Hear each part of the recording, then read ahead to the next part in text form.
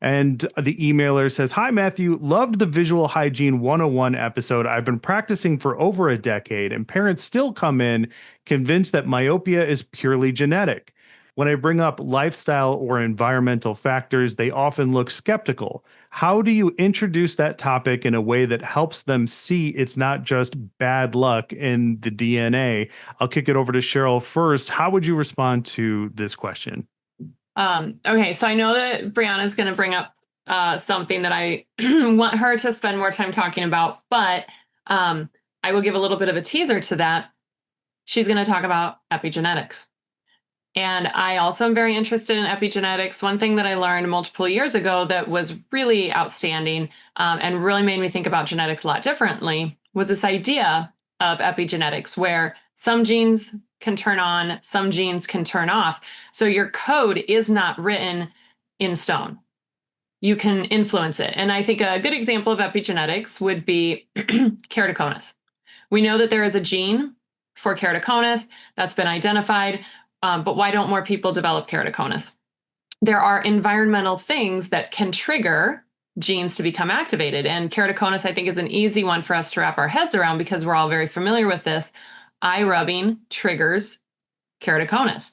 And furthermore, one thing that I learned a while back that I thought was very interesting is that genes that are turned on with regards to epigenetics are actually heritable.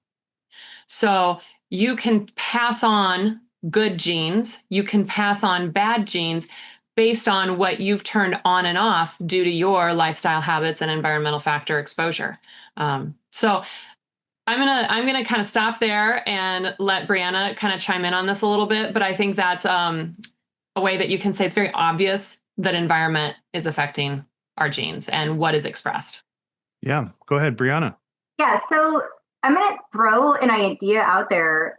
If you think of and I love the analogy to keratoconus, Cheryl, because if you think of myopia, what we see on MRIs, think of myopia axial length elongation, kind of like keratoconus in reverse, with where staphylomas are coming, how optic nerves are getting squished and kinked and everything. If you've looked at these MRIs, so there obviously we have the genetics at play. In the book, The Stress Paradox, the author, she's an MD, talks a lot about these. So the 5 things that you can really control. 25% of it is genetics. The other 75% of it you can control. So just like Cheryl said, you can turn these things on, you can turn these things off, you can pass the good on with the bad. And I'm a big advocate. This is actually why I got into myopia management. So -5.5, my husband's a -6.5, and now presbyopic. So it's a really fun conversation.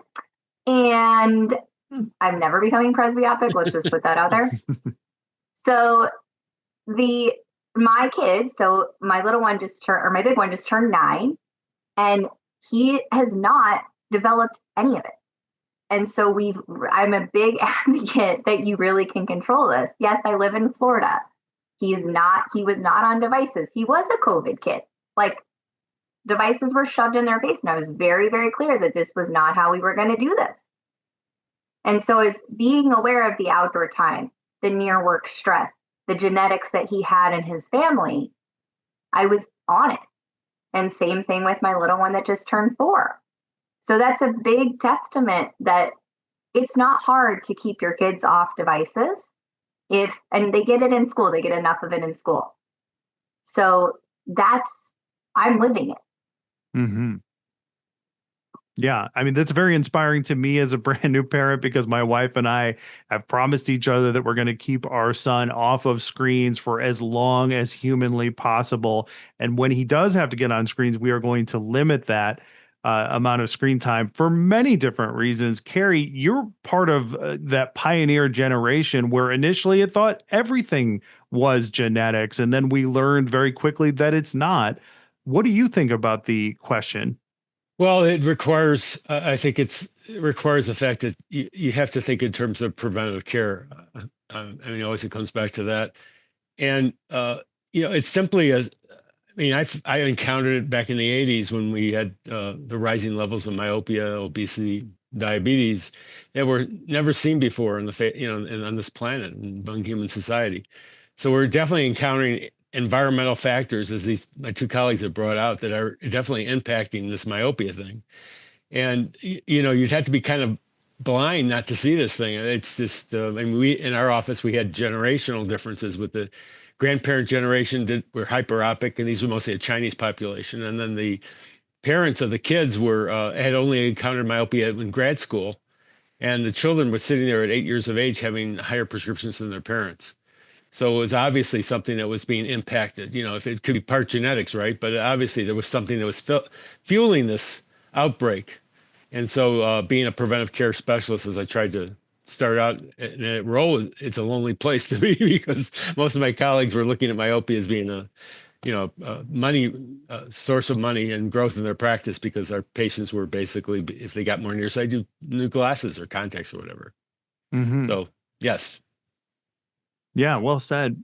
All right, let's go to the next question. Myopiamindset@gmail.com is how you get a hold of the show. Send your questions to us for future episodes. If you're interested in getting the rest of the episode, consider becoming a paid supporter of the Myopia Mindset. In addition to an extended version of this episode and every other episode that we do, you'll also get access to exclusive monthly bonus episodes of the Myopia Mindset. And I know you're interested. You've made it this far. You can do so on our Substack, myopiamindset.substack.com. I'll see you at the next one.